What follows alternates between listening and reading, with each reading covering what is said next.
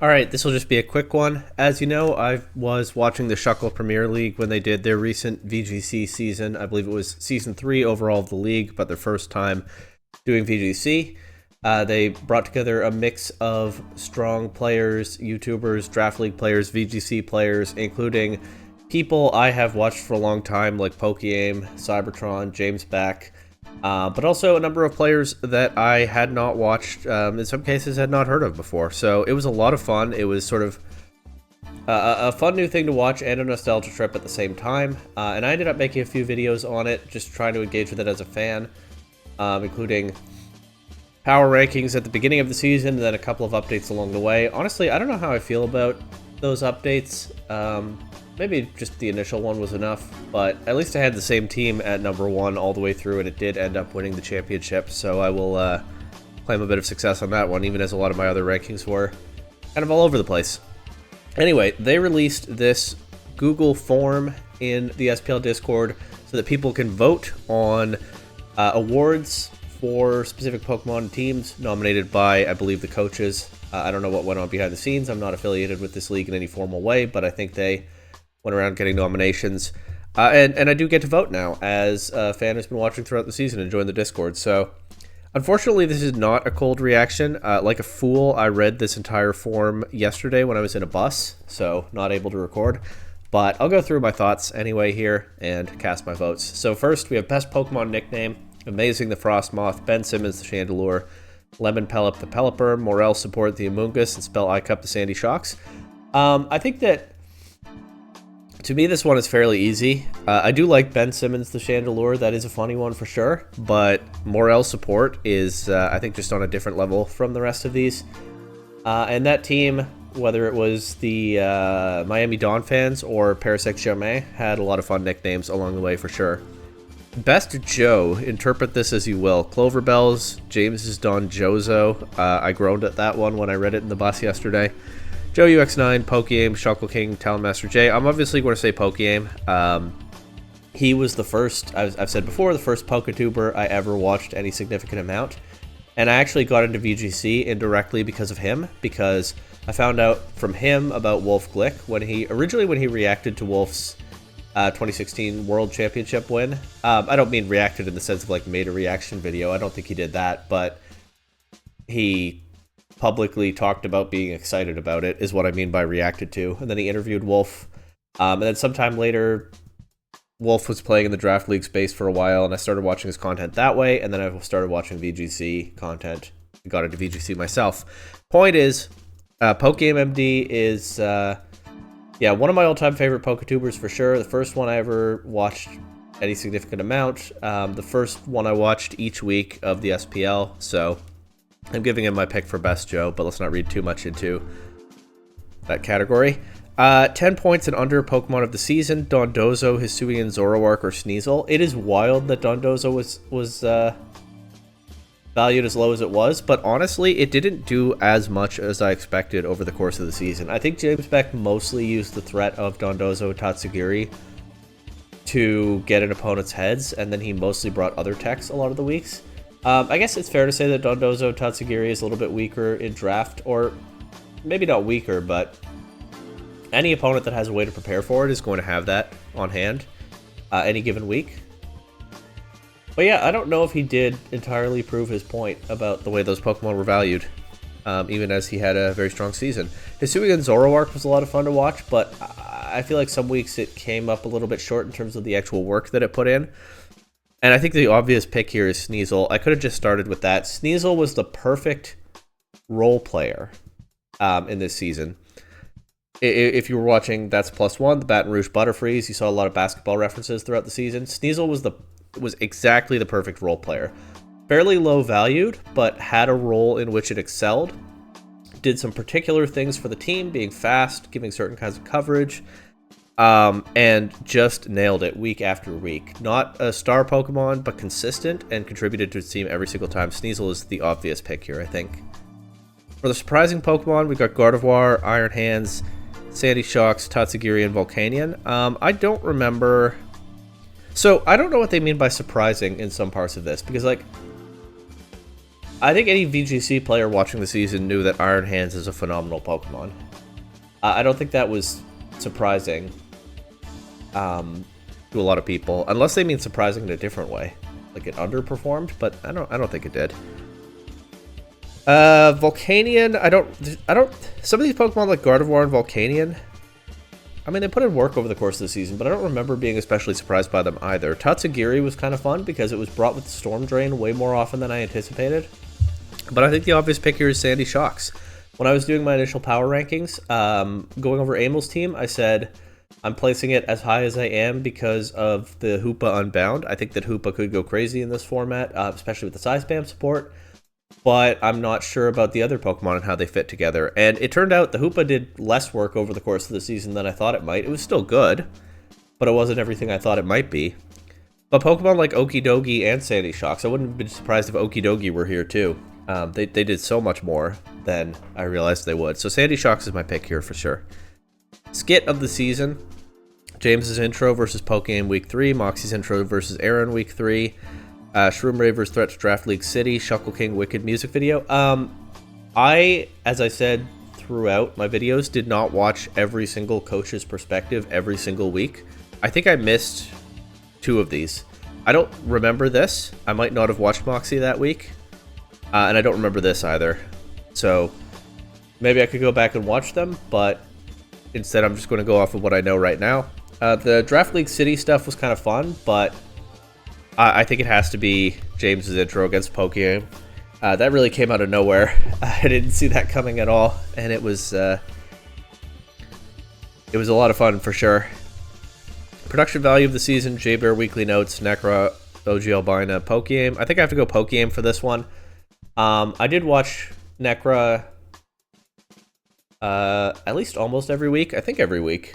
And OG Albina probably about half of the weeks. But, I mean, they were good, but I don't think they had the level of production value that Pokemon had. His sort of tightly edited team breakdowns are... I don't know how he does it. I mean, I do Draft League videos here for the PDL, and I tell myself that I'm going to try to be more concise with them. And more focused, and they just get longer over time. I don't know how Pokemon has refined his as well as he does, but he's really mastered his craft there for sure. Moveset of the season. There are a lot of good options here. Air Balloon, Basculegion, Choice Band, Manaphy, Iron Defense, Glastrier, Substitute, Minimize Chandelure, Trick Room with Deoxys Speed. For me, Iron Defense, Glastrier is immediately disqualified. Not because it wasn't a cool set, it was. And I enjoyed watching it, but because it's, to me, easily the most normal of these 5. Glastrier doesn't exactly get a lot of play in VGC, but if you are using it in VGC, Iron Defense is a fairly normal and reasonable way to use it. So I think it just doesn't have that heat quality that all of the other 4 have. The Air Balloon Basculegion put in a ton of work in the final. It was very cool as a sort of specific win con that Mount A could build toward. Especially in Game 3, if I remember right, where he just knew exactly what he needed to do to set up Air Balloon Basculegion to shut down the Ursaluna. And of course, that included preserving the balloon, so it's not the easiest setup. And it paid off. So that was an amazing tech. I think that could easily be the pick here. The Choice Band Manaphy was very cool as well. I think my pick is going to be Substitute Minimize Chandelure. That was just too funny to ignore. But I think Air Balloon Basculegion will be a completely reasonable choice here as well. It's going to be the Substitute Minimize Chandelure for me. That's certainly one of the most memorable moments in the entire season. And I think Necra was late on the upload for that week, or maybe I just took a long time to get to watching her side. But I remember watching that one day and then watching it again from the other side another day. I think multiple days later, kind of reliving it that way. Hacks of the season, the only option is Moxie versus Pokemon. That's funny and obviously correct. Set of the season, Mount A versus Aaron in the final. OG Albina versus That's +1 in the playoffs. Pokemon versus Cybertron Week 1. Sierra versus Viz Week 3. Pokemon versus Cybertron was a very good set, but I think I have to go with the final. Both coaches played so well.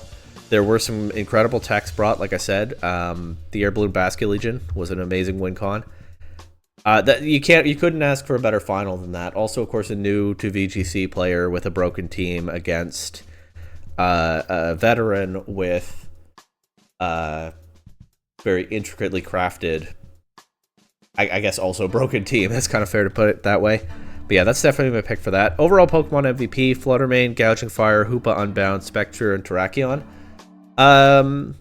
So Terrakion is for sure interesting. It got a lot of KOs over the course of the season. I think that would be a reasonable pick here. But I think I'm going to go with Spectre. Aaron built out so many strong supports around that Pokemon.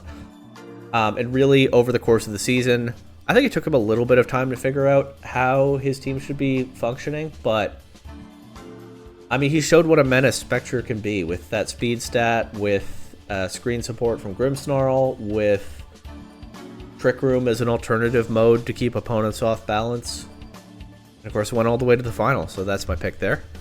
Newcomer of the season, newcomer to SPL Indoor Draft League. We've got Amel, Cloverbells, Keeley, and Shroomraver.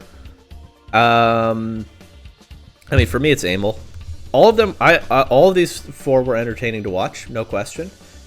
And I had watched Cloverbell's VGC content before this. I was not as familiar with the other three. I'd seen some of Amel's draft stuff before, but I had a lot of fun watching Amel, again, I think almost every week. That's not to say that I ever didn't have fun. I don't think I watched him every single week, but I think it was pretty close.